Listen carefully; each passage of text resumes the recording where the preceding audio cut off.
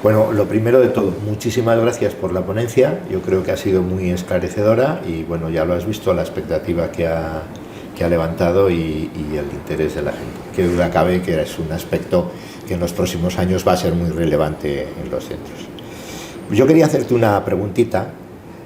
Al comienzo de la ponencia has hablado de los estadios descriptivo, predictivo, proactivo, prescriptivo, que serían, digamos, las líneas.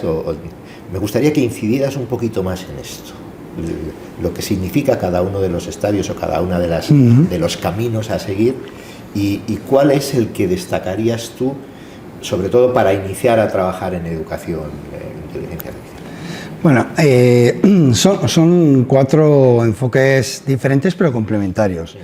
Son los 4 tipos de proyectos que podemos hacer en la parte de inteligencia artificial.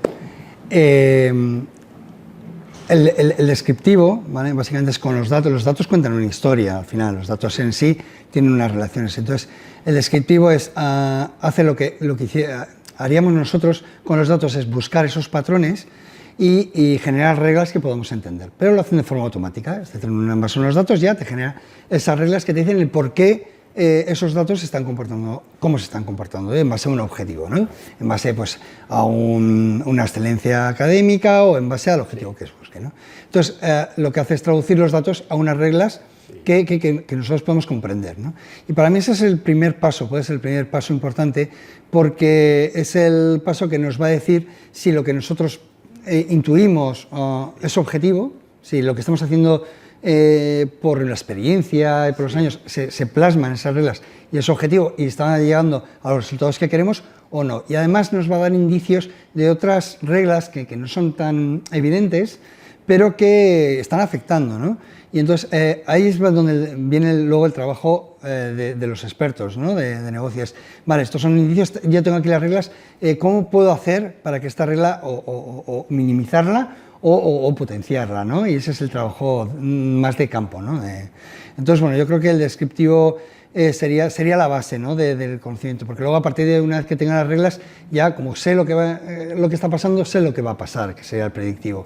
Y como sé lo que va a pasar, sé si me gusta lo que va a pasar o no, y si me gusta, pues lo podré potenciar, y si no, lo podré minimizar, ¿no? Que será el prescriptivo, ¿no? Entonces, bueno.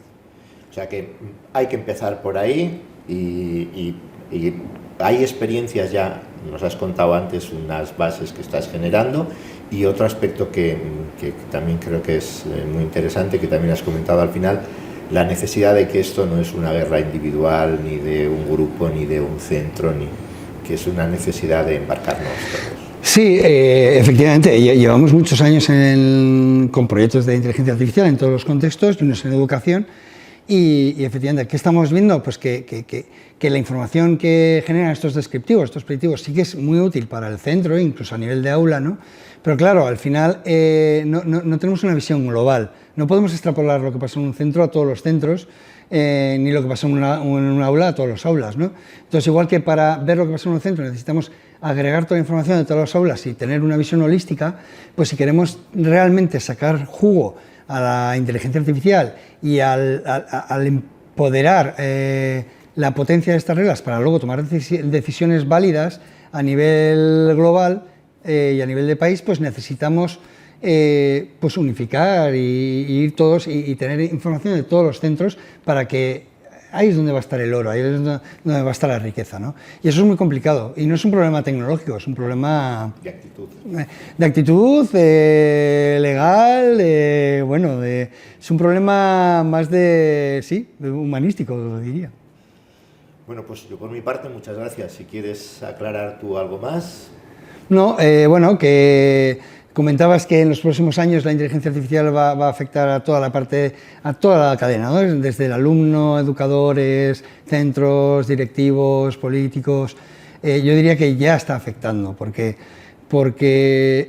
igual en la parte de educación, que ya hay cosas, no está integrada del todo, pero es que alrededor sí. Entonces, como ya lo tenemos todo alrededor, eso nos está afectando. Entonces no podemos ser una isla dentro de la parte de analítica y toma de decisiones fuera de lo que hay en el contexto, ¿no? Del alumno principalmente. Entonces tenemos que unirnos.